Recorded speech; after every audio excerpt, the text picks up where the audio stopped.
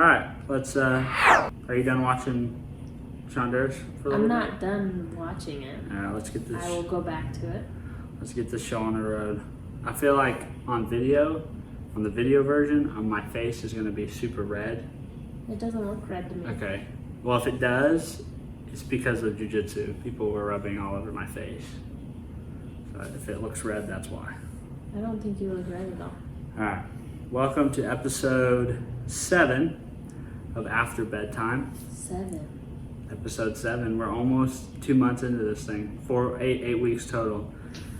It's a good thing we're getting this one in because last night I was thinking, we may miss this week.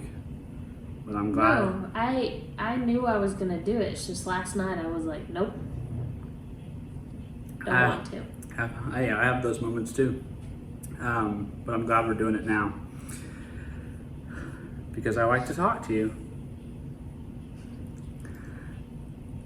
That was it was a weird play face. I completely lost my train of thought of where I was going. Anywho, did you have fun on our date night last Friday? Yeah. That was fun. That was fun. The axe throwing? Yeah. And then the meal afterwards was really good. Yeah, the meal was really good. That was the first steak I've had in a long time. Really, that was like our first, I'd say more of like a date. Like, I know we had like a mini one when we were actually going out to buy kind of birthday gift. So that was second one. Yeah. That was second one. It was fun. It was fun to do with another couple. It was fun to do it with you. Because I want to spend time with you. Do you? Yeah. I was going to ask you, where I was going. I know where I was going with my train of thought. Is we were talking about how getting this done this week, we're on our 8th week and blah, blah, blah. So that was something actually I was thinking about tonight. I posted about it. I was burping. Okay, I was like, I guess I'm just one big joke. No, I was burping. I apologize. I posted about it, but at some level when it comes to just getting stuff done, at some level, no matter how much you plan and schedule and prepare and all that stuff, at some level you still have to just commit to making it happen. So I'm proud of us for we're putting the flag in the ground and we're saying we're going to get it done. I think that's an important trait to build. Because there's always going to be stuff just trying to crowd it out and prevent you from doing what you need to do. And you just got to get it done sometimes. Yeah. Okay, so beyond the date night thing, I was going to ask you to just kind of get your brain going and get your thoughts moving. All right, so there's this quote that Erica put up on our whiteboard in our bed. So side note, every single time Erica stays to watch our dogs. Erica's my sister. We have multiple different whiteboards or some sort of way to write on. Every single time we come home, there's a new quote on one of our. It must whiteboards. be a freeborn thing because I write quotes and stuff all over whiteboards, in the gym. Yeah. All the time, just constantly. But we've kept every single one of them. Yeah, we've because never erased any of them because they're amazing. Yeah, every because single one she writes. Why would you want to erase that stuff? Because it's like some people say write your affirmations on your bathroom mirror or write your goals on your bathroom. There is something powerful about just a blatant reminder of whatever it is that you're trying to focus on. Yeah. Whether that be your goals or a certain mindset or a certain perspective or whatever, there's just a lot of power in that. And I don't think sometimes I don't think we take enough advantage of that. So I think it's good that we leave it up there. But I've seen it again and again. And then I follow this guy. The quote is from a guy named Bob Goff. And I've seen this quote also on Instagram and his Facebook. And it's something it's not a new thing. It's not a new idea, but it's an interesting way to frame it. So it's the quote is, everyone has an opinion, be an example, or set an example. Everyone has an opinion, set an example. which is essentially the same thing as like Michael Jordan's thing is like let your game speak, or talk is cheap, or actions are more powerful than words. It's all the same thing, but it's an interesting way to say it, because how many times do you sit and listen to somebody?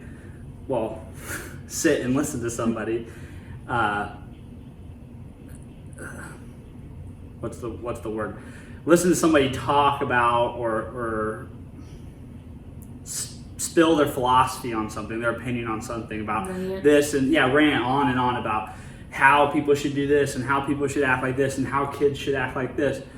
And at the end of the day, it is so true. Like, everyone just has an opinion, but no one is willing to actually get out there and like do it. Yeah, and set those examples. And live their life that way. I mean, I'm guilty of it because I give... Well, I think we're all... No, I just mean like friends call and stuff like that, and I give advice all the time, and I'm... Like, the other day I literally sat down and I'm like, I don't follow like 50% of that advice. I think most of us... I think we're all guilty of that to some degree. Yeah. And I think that's why, like, something I've been trying to practice more and more is I'm trying to be very quiet about the things that I don't know a lot about and things that I don't. Yeah. I'm just trying to get much more quiet about those things, but I'm trying to be louder about the things that I innately feel passionately about, and that I try to live out. Yeah. Every day. But that quote has just really stuck with me this whole, like, the beginning of this year. Like, everyone's got an opinion. Like, even at work, I've been trying to, like, in meetings and in team stuff, like, stop just talking and just let how I act and the work I do and the way I follow through on things, to just let that speak. Because and it sometimes it feels like that doesn't have as big of a... It's all about the short versus long term. In the short term, it feels like your actions do very little and your words do a lot. It's like, well, no one's paying attention to what I'm doing, so I'm just going to say it. But it's actually, your actions are going to pay off in the long term, and they're going to be more impactful than the words you speak in the short term. Well, I think words can, in some situations, give you the short term. Yeah, and it almost gives you like the facade of like, oh, I've done something. Yeah. Like, oh, I did something because I said something. But I also think that sometimes words are not the best in situations, because a lot of times if you come on too strong, it can put a bitter taste in someone's mouth. Yeah, they get defensive. They get defensive, or they just are like, I don't like that guy. Yeah, or like, oh, look at you sitting up there on your high horse. Yeah, and then every single time you do something that is impactful, they're like, no. Yeah, and anytime you do something that isn't in alignment with your words, they're like, aha! Yeah. You know? Any chance they can to take you down. Yeah, but on that same vein, to continue the conversation, is one thing that I've taken, another thing that I've taken to heart as far as being a dad is, I really believe that the best thing I can do for Cal and Kyler is to live out that sentiment. So no matter how many times I tell Cal to be loving towards his brother, no matter how many times I tell both of them to be kind to one another, and no matter how many times I tell them to empathize and forgive and to be graceful with one another, those words are absolutely meaningless unless I demonstrate what that looks like for them. Yeah. Not only like how I interact with you or how I interact with other people, but also how I interact with them. Like and for me, those are like the three big rocks that if those boys could grow up one day and leave our house, if they are loving, if they can be graceful, and they can be kind to other people, I'll die happy. You know, I think if they can get those three things right, most everything else is going to be pretty good. Like those are going to lead to good things. And if they can survive by themselves. And if they can do laundry and the practical things. So from that standpoint of like not having opinion, setting example, I struggle though personally. Sometimes I struggle with two of the three. Kindness is pretty easy to me, but it's also sometimes superficial to me, because sometimes it's very easy to be kind, but underlying you're like you're almost like you're killing them with kindness. You know what I mean? You're trying to like. The hard part is for me is But also, side note, a lot of times when people are being kind and genuinely nice, you think. They're not being genuine. For when it's being received the other way, I'm very skeptical. I'm very cynical, and I work on that. But where I've really tried to work on it with actually having kids has made me better at it. I still struggle with it, but I struggled with it a lot more before we had kids. I know. Is loving everyone and then that is like, okay, then having grace for everyone, that's really hard for me, because I'm like, what is your problem? Why can you not like act a certain way or be a certain way? Or why can't you do the right thing?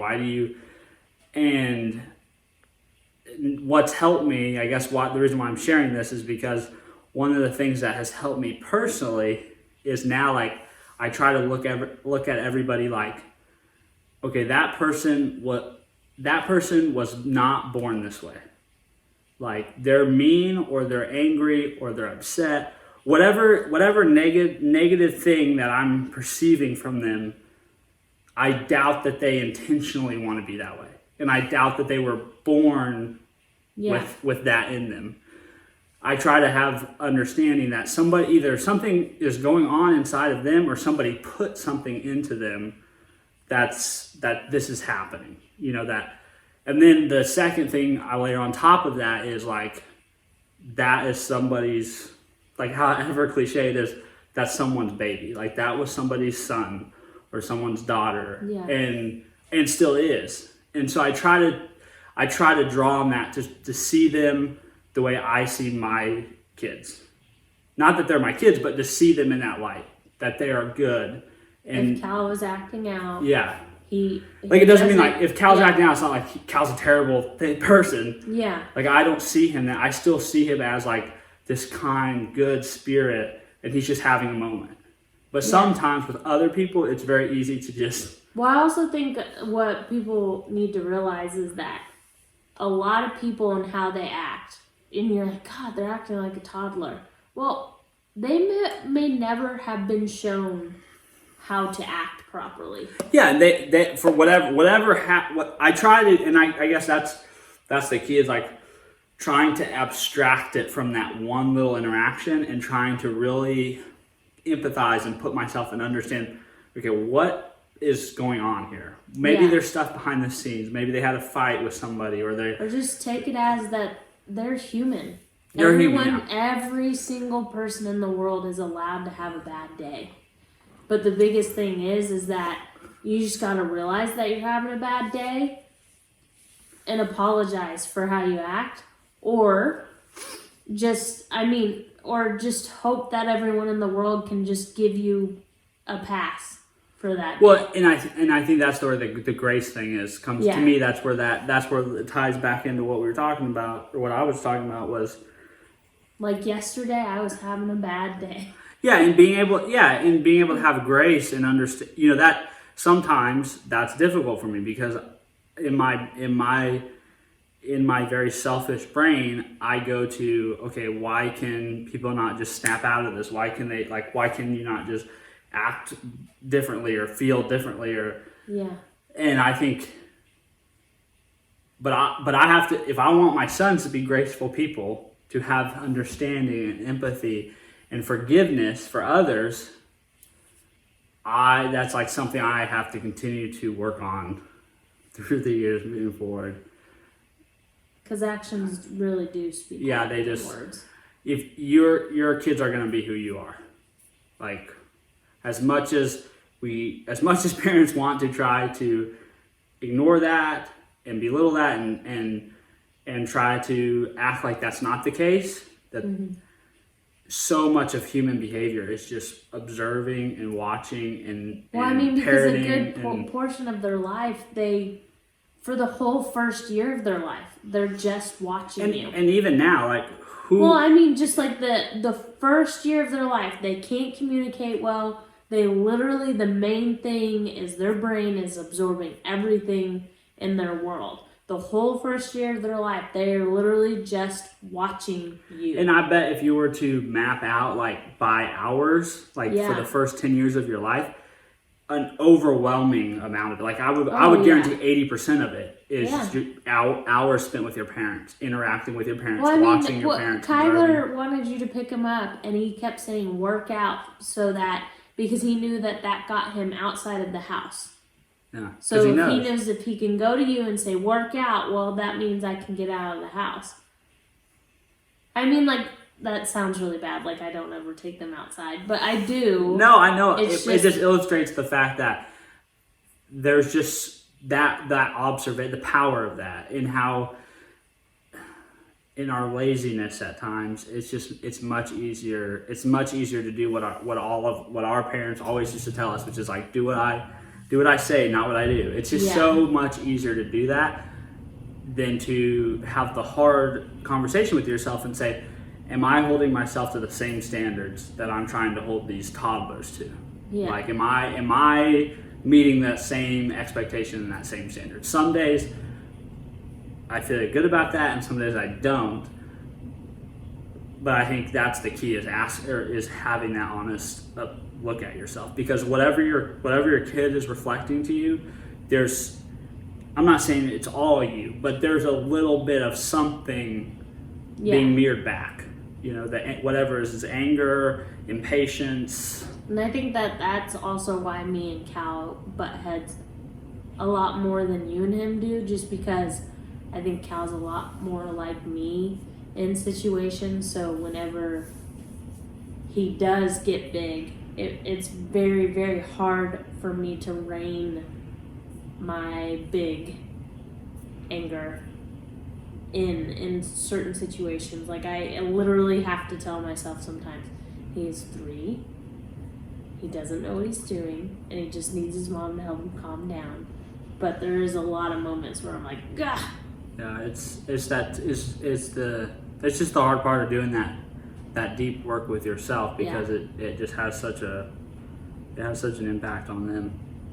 But how you said it like that kind of is nice, because it's like, it made me think, like, the things you struggle with as an adult, like either the stuff you don't like about yourself or whatever, do you want your child to be dealing with that when they're an adult? Exactly. And kind of that conversation, remember that conversation we were having about, I can't even remember the name of the book, but about being an upholder. Yeah. I can't remember the name of the terms either, but basically, if you're someone, this idea of that, if you do better with internal accountability, if you're very good at setting standards for yourself and meeting standards for yourself, then that's one thing. But if you're someone who struggles with that and you need some way to be externally accountable for that deep work, which that's me. Yeah. So if in my eyes, what I see you saying there is, if you can recognize that, if you want to prevent your kid from taking on some of the same struggles you have, you need to fight that battle now, so your kid doesn't. The most selfless thing you could do for them is to fight the battle in yourself. Because if you don't fix it here, there's no way you're not going to shift that to them. Yeah. Or pass that on to them. And there's so much of that like, God bless parents, because they try, and like our parents, like, there's no fault we can. No. I don't think anyone can fault parents, but no, I had a great childhood. But there's so much you carry into your adult life and into your life in general. And also, what's kind of funny is that you just don't realize what you're actually carrying until you have kids, and then you're like, oh, shit, I didn't realize how much that affected me. Yeah, you when don't. I was younger. You just don't. Just different situations. That's that I've been thinking about that a lot. That's why I brought that quote up. It's just something that's been on my mind a lot. Segueing, something a lot more practical. You don't have to say segue. Like, there's easier ways. I'm working on this. I'm working on being I'm developing my ability to show run. I know you're just a talent, so you just have to sit there and look good and say smart stuff. I'm just saying that there's there should be easier ways than just announcing segue. Well, I feel like I need to ask it because it's a big pivot. Okay, there's this sound. Why do you have big, huge pivot? Like, I don't know, I like that. And you also don't warn me of the conversations before they're being had. Well, this one I did not prepare a lot for this episode, so I'm just kind of going with it here. Okay. I'm worried. All right, so pivoting is something very practical. Right now, there's a noise happening in the background. I don't know if it's picking up on these mics, but there's a noise. It's a growl. It's like a. It's and it's worse. And we found out that it's our air compressor, the compressor. He just said the compressor. We're not professionals. In People. the air conditioning in the air conditioning that's outside. unit, there's a compressor. There's a compressor that's going out, and it's making this weird sound. At this moment in time, I'm so happy we're renters.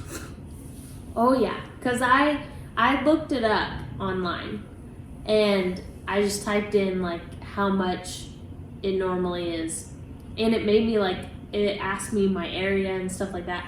It said anywhere from $860 to $1,600. Yeah, that screenshot you sent me was upwards. It could be up to $2,800 when you factor in parts and labor. And yeah, well, they said depending on where you can find the part. The part alone was really expensive. Could just be $800 to and then you got to pay someone to come out in all this cold 8-degree weather and fix it. They're like, well, let me charge you a little extra for my pain. Well, I asked him. I said, do I need to call the landlord? He's like, no, I'll get in touch with him and figure out what he wants to do. Which is funny because that was when was that? Monday? Yeah, Monday. Yeah, Monday it happened. I've heard nothing. He's probably trying to track down a part or a new I don't know. I know, but I feel like there should have been some sort of hey. Yeah, because we may run out of heat at any moment. Because the guy did make a comment that was hey, just have a plan because I know you have some babies. He's like, if it does go out, it won't work. And so he was like, you won't have heat. And he was like, so you kind of just need to have some sort of backup plan, which I'm not concerned about. We have plenty of family in town that would be more than happy for us to come crash their house. Except, I did think about this today and it kind of made me panic a little bit. The dogs. The dogs can just freeze to death. No, they will not. But I don't know who would allow us to come with dogs. I'm not terribly worried about that aspect of it. The reason why though I brought this up was because given our circumstances in this area of the country, in our town, amongst our group of family members and friends, we are kind of unique in that we rent at this point. Most people with 2 kids, a decent paying job in this area of the country would have bought a home at this point. The benefits of not having to concern ourselves with the capital expenditures of owning a home, though at this point I feel like it's such a blessing. And it's to me this is probably what's the saying? It's 6 or half dozen or the other, or whatever that saying is. It's you could probably make an argument either way that buying a house or not buying a house, it's to each his own. But for us, just to share kind of our perspective on it, we've made that conscious decision to put off that purchase of a home because we at least I kind of look at that as kind of a very luxury spend.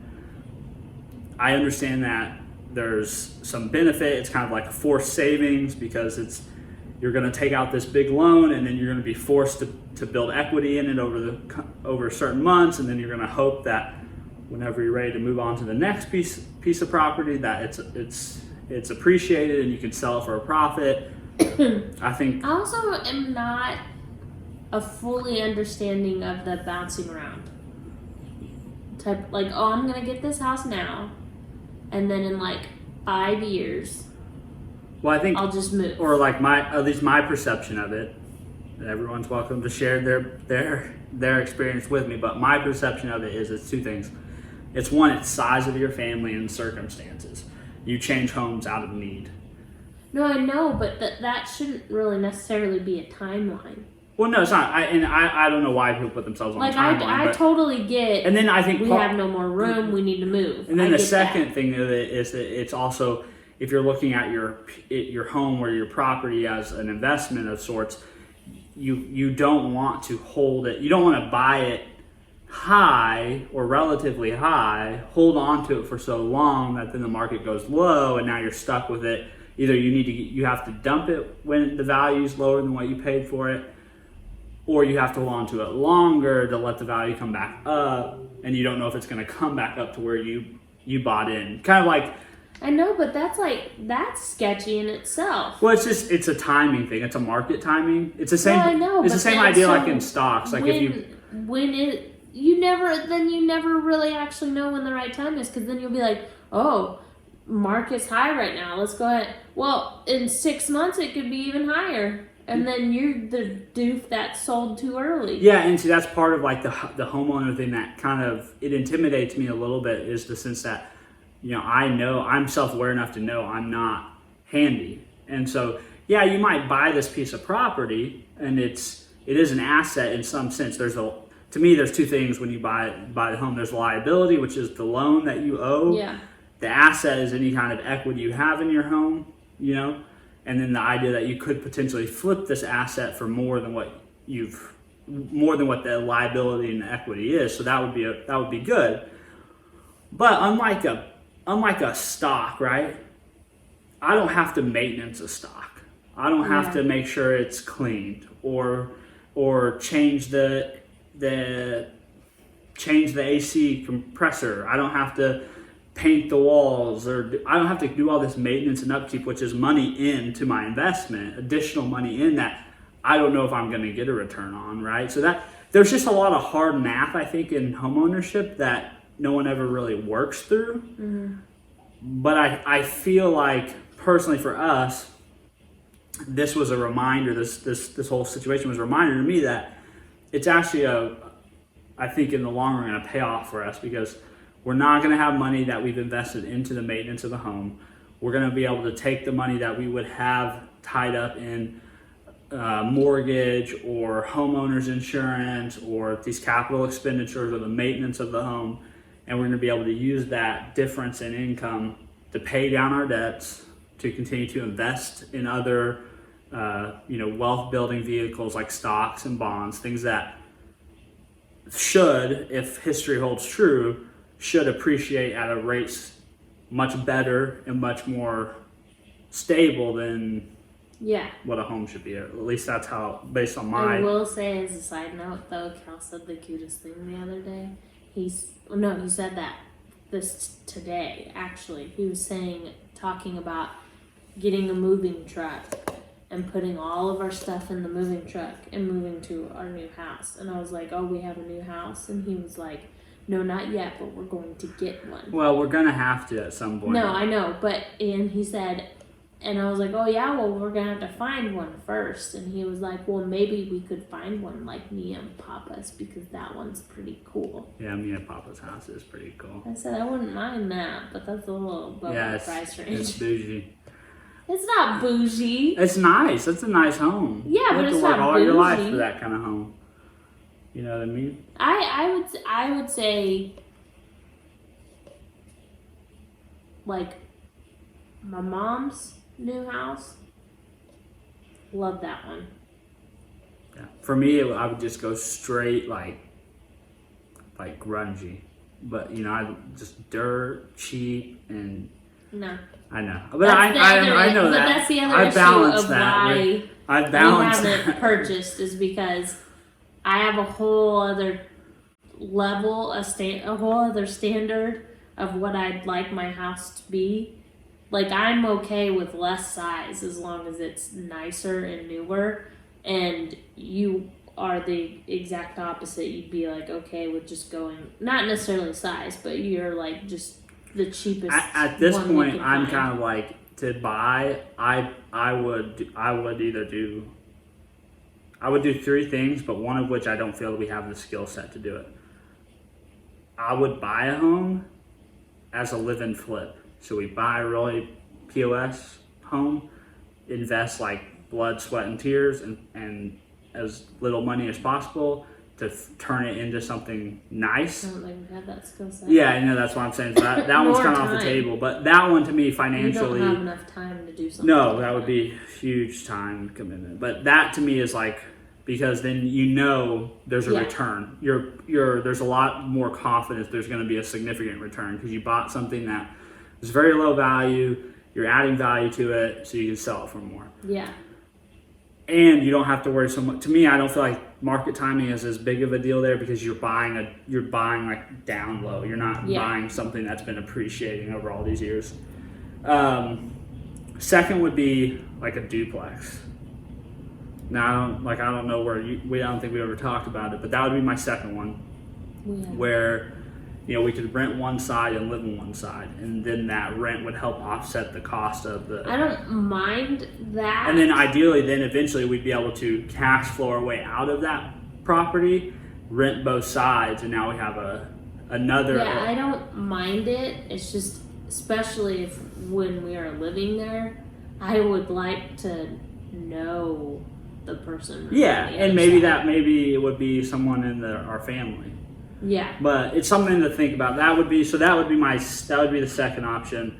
The third option would be purchase kind of your standard home and then rent part of it out, which I think I'm less comfortable with that than I am the duplex. Yeah, because, especially because me and the boys are home all day. Yeah, I would be less, because most houses aren't set up to have like a separate quarters. It would have to be like someone you're really comfortable with lending a room to, But to me, that's the big thing. If we bought something, I'd really like it to be something that's it's either we have more confidence it's gonna be profitable or have a good return, or it's gonna allow us to generate some cash flow to help almost pay for itself or to assist paying for itself.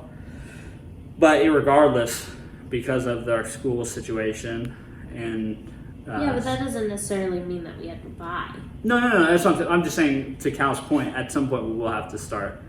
Oh, maybe that will be an ongoing series, is a discussion of what we're going to do. But to Cal's point, we do have to move at some point. I mean, we have to, because I don't mind them going to Carl Junction. I guess it's going to come down to the price for me, whether or not I'm okay with it.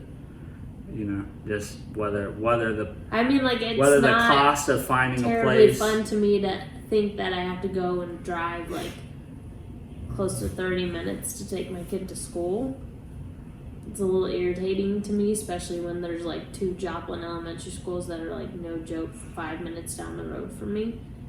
But I don't mind the thought of them going to Carl Junction if it means that we kind of get to stay in our little nest egg a little longer. Yeah, because to build context, the place we're at now is in a different school district than the school district we want the kids to go to. So, but literally the school district is where our house is Carl Junction. Across the street is Joplin. We are closer. Yeah. To Joplin schools. It's a very annoying situation, but it's a reality. It's a reality that we have to deal with at some point. Yeah. And I'm very much leaning towards I would prefer my kids. I would prefer to have some, because to me personally, that's a little bit of thing that matters to me is building that tradition. Like, I feel like that's something Joplin is missing, is that tradition of having alumni who are proud of where they went to And school I am and where they 100% proud of Joplin, and I'd be 100% happy with them going. So I feel It's like just, part of my duty as an alumni Yeah. to build that tradition is to, if I can, given that I still live in Joplin, to build that, to participate, to get my Yeah. kids in, to be active in that whole scene, you know, because I feel like that's what's going to build good sports programs, it's what's going to build good academic programs. You know, it's I can see that. that taking pride in that instead of like. I'm fine with that. It's just I also don't want to be in a situation that just because we kind of forcefully moved ourselves out the first time we ever moved out, and then we hated the situation that we were in. And then we were locked into a lease for an entire year, and we hated it. I don't want to be forced to have to throw ourselves into Joplin, but also don't want him bouncing schools because, like, Cal is a very different, like, he's. Well, we have a year and a half, so I feel like we have time, and we'll be able to do it mindfully. No, we do have plenty of time, but it's just he's not a huge fan of drastic change, and he doesn't really do well with it. And so I don't really want to have him going to. Well, he's just going to have to buck up and deal with it. That's funny that you say that, because you're the exact opposite of that type of personality when it comes to our kids. But I would rather not have to put him in a school and then have to remove him from that school, especially because CJ does things a lot different than Joplin does. And so, like, the way they set up their schedules and stuff like that, if we pull them out of that to then start going to Joplin, I think it would be an even harder transition for him because it's a completely different school setup. Well, I think maybe then we don't have to do it right now, but another day or another time we should have a more in-depth conversation about the multi-unit situation. Purchasing a property that has. I don't understand. See, that made me sick to my stomach. What? You're saying purchasing a property. I don't mind the idea of renting. No, Joplin. I totally am right there. Like, to me that's most realistic. Yeah. One, just from like a money perspective, like. I mean, it does also kind of suck because Joplin's like the main metro area, so like renting in Joplin we're gonna go up. Yeah, I mean that's a de facto. Like a great deal. That's kind of a de facto. Like I'm made my peace with that, but I think like obviously renting something is just much more realistic given a down payment, all the upfront cost of purchasing something. But I think that's something to talk about more. Maybe that's not something we do. And then, maybe we rent and then, another couple of years go by and then we decide to make a purchase on a multi-unit thing like that. Really from the standpoint of, it just seems to me an asset should bring you money. If you have a business, your business should be profitable. That's an asset. If you purchase a home, it's not really an asset. It's not really cash flowing anything. It's just basically, it's an asset in the sense that at some point in time, you'll hopefully have built enough equity and the home will have appreciated enough that when you go to sell it, you're going to come out on the positive. Mm-hmm. And it's going to generate some cash for you that on the 5 year, 10 year, 15, 20 year window type of thing. So from that, I look at that more like a luxury. Like that, if you have that kind of money that you can tie up in a home, and you're not worried about it, and you've already maxed out all the other like investment, wealth building vehicles you have. Right now I see it as kind of a luxury to buy a home and just live in it. I know a lot of people feel very differently and feel very strongly about that, but I don't know. That to me, this is all stuff that's I'm very interested in. It's very top of mind, and right now this is just kind of where my mind's at on it.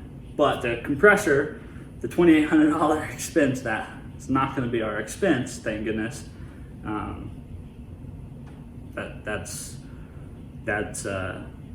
that's just one of those cost savings that's kind of hidden.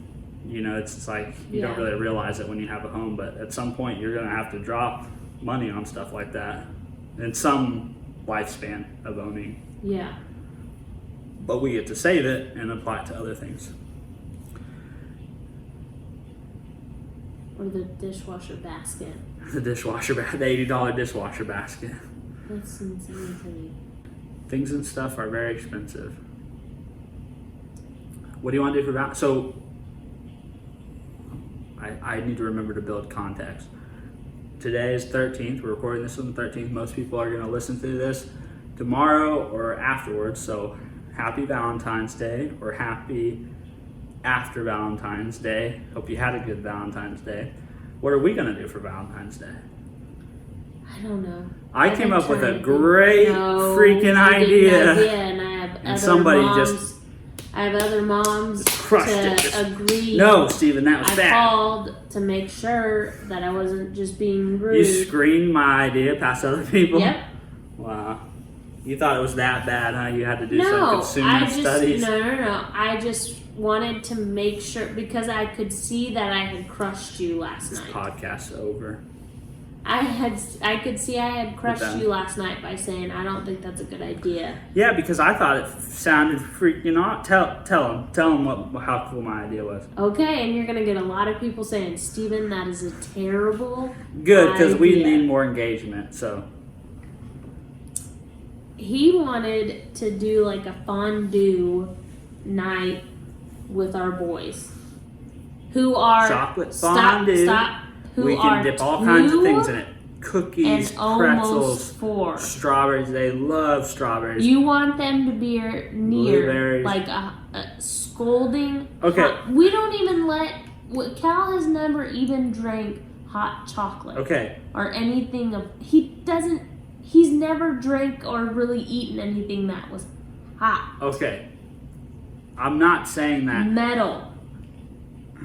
It's held in a metal bowl. No, I know the situation, but here's how I envisioned it, and here's how I think you're envisioning it. I said maybe. How I envisioned it was, we set up something on the ground or on the counter, and we have our pot of chocolate. It's not boiling because chocolate melts at like hand temperature, so just gonna put an end to that one right there. It can't be that hot because like if you leave chocolate on your palm, it's gonna melt.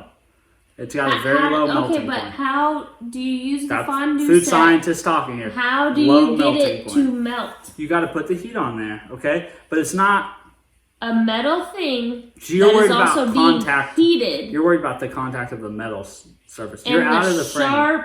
You're out of the frame. The sharp utensils to poke things with. You want a 2-year-old who can't even sit still long enough to watch an entire movie. You didn't let me finish my whole thing. Okay, I'm just... We would set this thing up, we'd have our chocolate, we'd have all our fun little things to dip, and then we would help them pick out things they want to dip in it, and we would be right there. The almost 4-year-old that says, I can do it by myself. We'll be helping. All the time. I'm going to talk to the audience, and we would be helping them, assisting them with dipping these items. Maybe they don't eat them right away. Maybe we set them on some wax paper and let them cool, and then they can eat it when it's hardened. And I remember Cal eating a s'mores at my mom. And I thought that would be really fun and very exciting for them. How messy that was. And a great evening. Now, how my wife pictures it going is basically me saying, grabbing a root beer out of the fridge, cracking it open, saying, "Have at it, boys. Have some fun. Dad's going to go outside and work out. I'm just don't saying hurt yourselves. Don't stab your brother in the eye." There's too many possibilities of great injury. All right, we've established that my idea for Valentine's Day was dumb. I never said it was dumb. I think it is a great idea. Just maybe when they're like... It's fair. 6, maybe like 7, 8. I've made my peace with it. So what are we going to do? I just don't like... This is the funniest thing in the world, that this is how you are all the time. You give one opinion or one idea on the situation. Kelsey shoots it down. Oh, done. Okay. Not giving any more ideas or opinions. I've got an idea. Chick-fil-A. That was my idea. All right, we'll do. But then I was also worried that it would be busy because that would be every other parent's idea. Yeah, I don't think so. On Valentine's Day. I don't think so. You think a Friday night at 6 o'clock. Welcome to life in Not Joplin, Missouri. every single parent is gonna have their Exciting Friday night.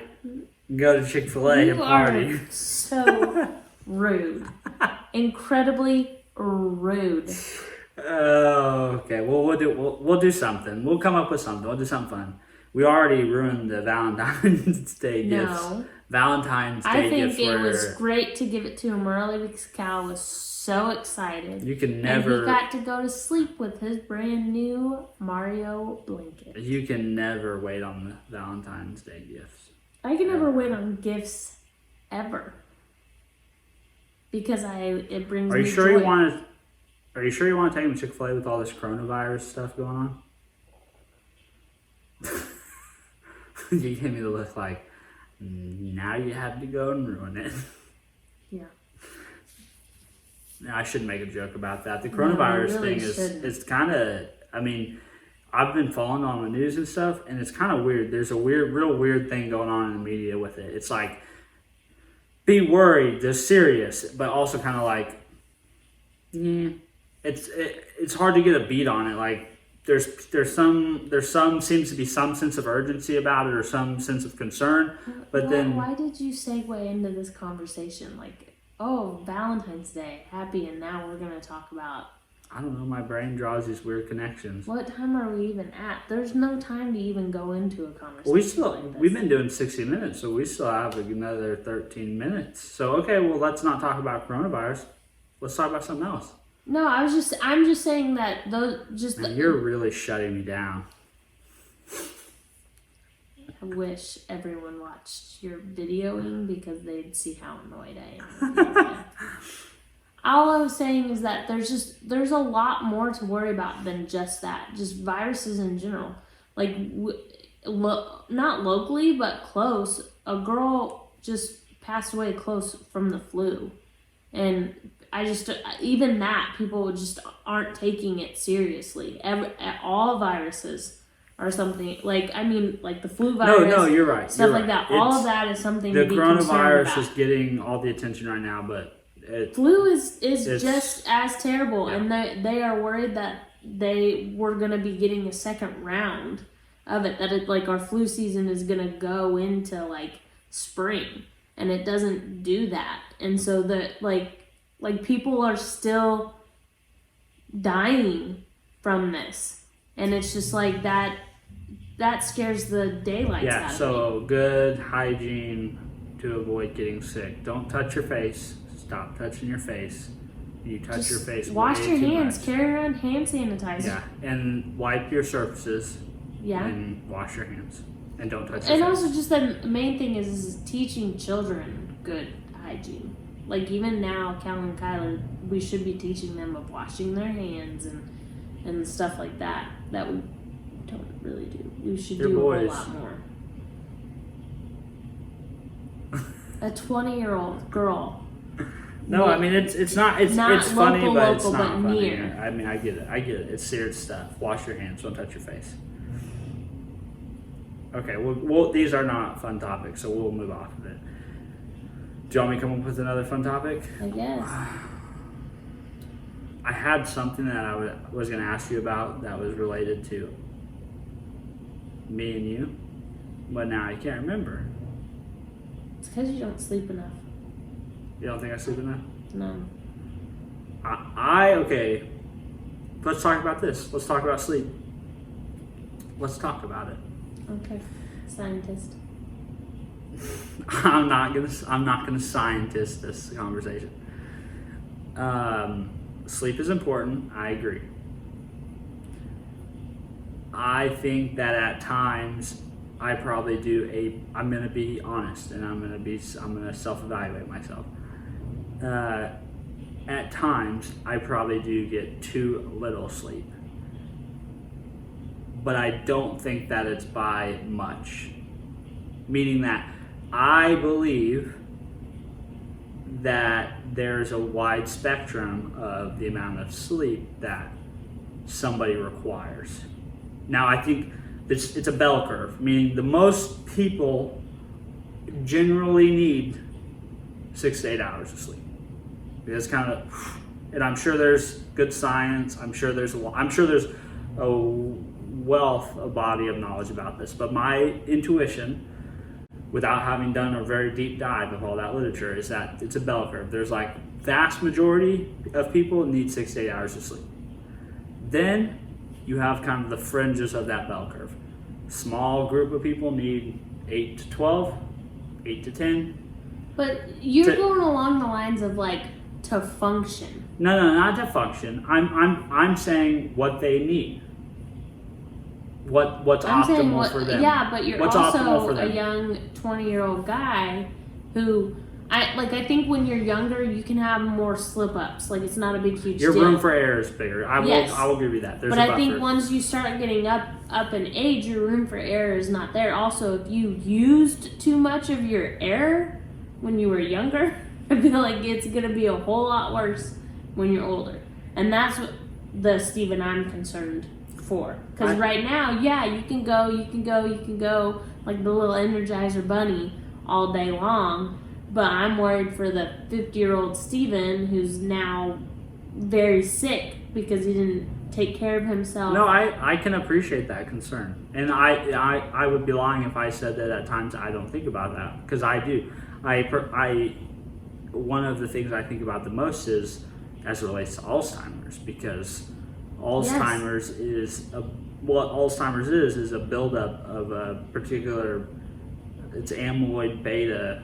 I think it's a particular protein that builds up in your brain. It's like forms like a plaque, and that's what leads to all these neurological and mental side effects. One of the things that has been uncovered in science is that when you sleep, you have this almost like a lymphatic system, same type of idea of like how you've got your lymphatic system that kind of washes out bad stuff from your body, moves bad stuff out of your body. Lets your brain. It's the same thing that happens at night. You have, I think it's called the lymphatic system. I can't remember the name of the fluid, but they discovered there's like this fluid that comes into your brain and it clears your brain, because when you're awake, the same buildup of that plaque, that amyloid beta protein, that same buildup happens in your waking state. And so when you sleep, there's a system that helps clear that. So because I have a family history of Alzheimer's, I do think about that. It's like, is there a potential that by not getting enough sleep or not getting the optimal amount of sleep, that I'm not clearing enough of this from my brain? And take that a little bit more seriously than other people then, instead of just being like, oh, I'll worry about that later. Fair enough. But I am being honest about this in the sense that I feel that I still perform well and at a high level and feel good and feel myself even on in your 20s. In my 20s, even on 5-6 hours of sleep. Now 5 is cutting it. Anything 5 and below, I can notice a difference in how I feel when I wake. I just know that your patience is like this much when you didn't sleep well the night before. And I think that's fine. I think that's fair, and I can feel that. Like I can feel when I've had a quick turnaround. I think it's an asset that I can do quick turnarounds, though. I feel like that's part of that is a little bit, in my opinion, a little bit of it's an edge up in a way, because I feel like that all that kind of stuff can be learned. That can be trained. That can be learned. True, but there's also a factor of like a willingness to do it, and but I don't think that necessarily means that it's better. No, it doesn't. It's not better. It's not better. I'm just saying there is a little bit of me that I would like to see you have this conversation with an actual neurologist. No, and they would tell. I mean, there's been studies that show like people who have less than, I think it's like 4 or 5 hours of sleep, they have similar performance on measures of mental acuity and coordination and reflexes and things as someone who has a blood alcohol level above like 0.05 or 0.08. It's like there was a doctor by the name of Kirk Parsley who gave a TED talk, and he was like, what if a surgeon walked into your operating room and took a shot of whiskey and then said, let's do this thing? And his point was, basically, if your surgeon is shorting their sleep and then coming in to operate on you, that's what they're doing. You know what I mean? They're basically they're impaired, and they don't really realize it, but they really are impaired. So I will give you that. Like I'm not totally being ignorant of the science. I think I do have a bit of arrogance in me at times that I can get away with it, and I should make it a priority. I think right now, the struggle in me, the internal struggle I have right now, is the trade-off between things I want to do and things I want to get done, and the only times I can do them is either getting up early or staying up late, and oftentimes it's both. No, but my biggest thing is that part of you is never gonna go away, and I think you should just be taking better care of your mind now, so that you aren't having to worry about it in the future, because there's so many things you want to do, there's so many things you gotta get done. Well, it's not gonna matter when you can't do those things in the future.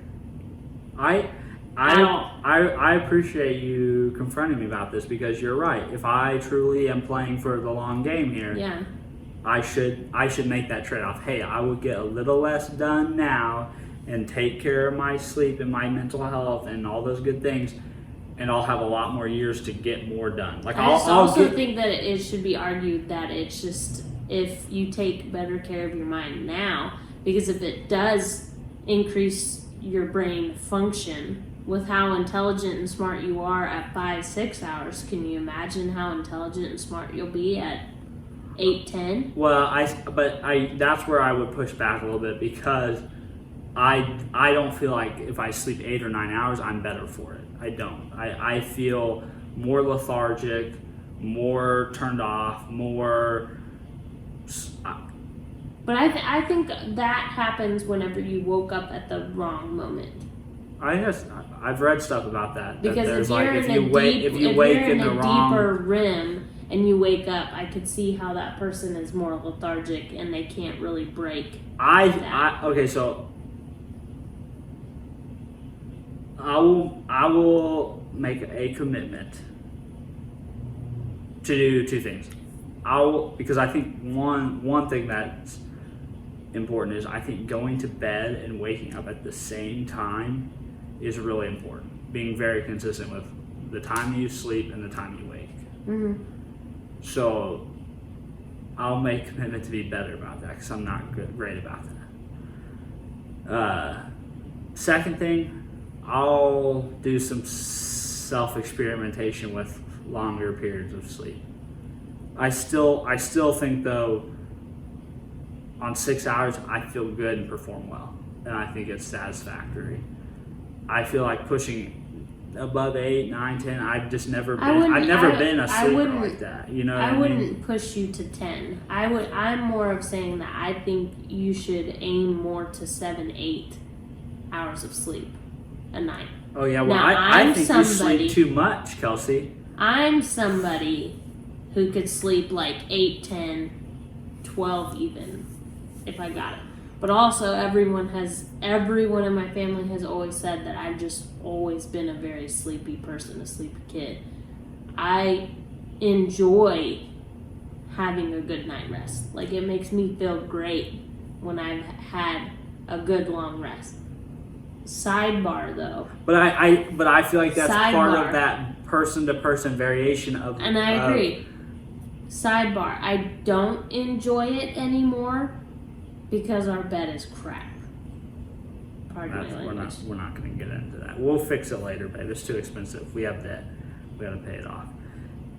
I think there's some person-to-person variation. I do appreciate, though, that you're concerned about it, and I appreciate that you're communicating. I get more and more concerned about it every day. And I appreciate you putting it out there that, hey, maybe you should think about this because that speaks to me. like putting it in that terms of like long versus short term and productivity trade-offs, and maybe you're a little less productive now, or maybe you don't get to work on as many projects. I'm just now, saying that but you'll all that still, stuff will be there tomorrow. Yeah, and you're All saying you can still make as much progress as you would have. It'll just be over a little longer timeline. It's not that, and you'll be around for that longer timeline.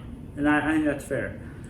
Because I'm just saying how feisty and what I need to do. no, I'm just saying of how feisty. I'm just saying of how feisty and independent of a person you are now.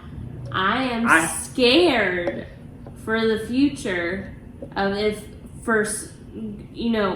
I hope that you never get diagnosed with that. I have a solution for this. And I'm not gonna entertain this. And you're not gonna say it on the podcast.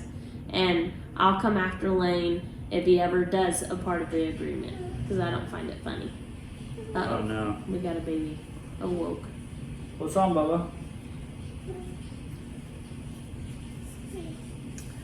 Are you making a special appearance on After Bedtime? No. Okay. Well, I think this wraps up episode 7. I'll try to sleep more, okay? Please. Alright, let's go put this kid back in bed. Okay. Thanks for listening. Find us on Instagram. And Good night. Good night.